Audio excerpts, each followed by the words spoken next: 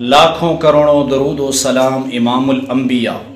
شافع محشر محمد مصطفیٰ احمد مجتبی صلی اللہ علیہ وسلم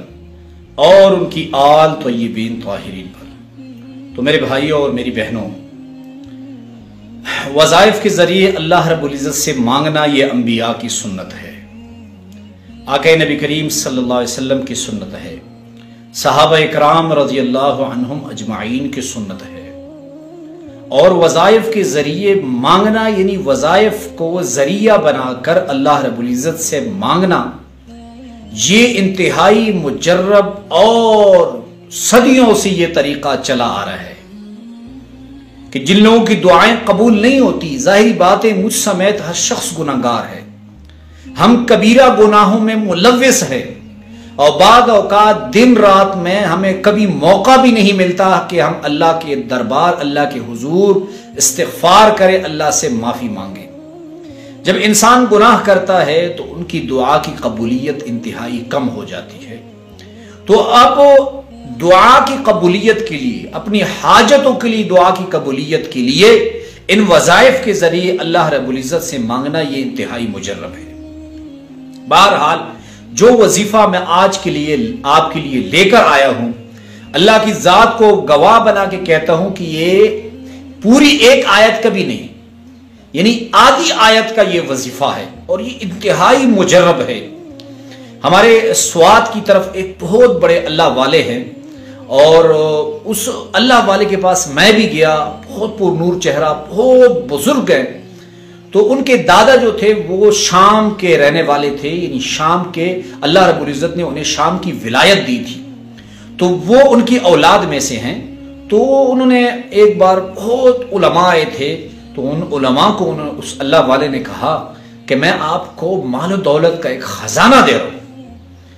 وہ خزانہ انتہائی آسان بھی ہے، بس اس کو آپ نے اپنا معمول بنا لینا ہے، اور صرف 100 مرتبہ صبح پڑھ لینا ہے، اور آپ کے پاس اگر ٹائم ہے تو 100 مرتبہ شام کو پڑھ لینا ہے۔ اور یہ اتنا مجرب، اتنا زبردست اور لاجواب ہے کہ اگر کسی کی نسلوں کی غربت ہو تو اللہ رب العزت اس کی نسلوں کی غربت کو ختم کر دیں گے۔ اور وہ لوگ جو مایوس ہو چکے ہیں کہ ہمیں جاب نہیں مل رہی، ہمارے رزق کے دروازے نہیں کھل رہے، ہمیں رزق کے بے پناہ مسائل ہیں، اللہ کی ذات کی قسم کھا کے کہتا ہوں کہ اس وظیفے کو اپنا معمول بنا لیں، پھر وہ دیکھے کہ کیسے رزق کے دروازے اللہ رب العزت ان کو کھولتا ہے۔ اور اللہ رب العزت کی یہ کلام کا کمال ہے، یہ اللہ کے محبوب کلام کا کمال ہے۔ تو آپ نے ایسے کرنا ہے کہ سورۃ الطلاق کی ایک آیت ہے، بسم اللہ الرحمن الرحیم،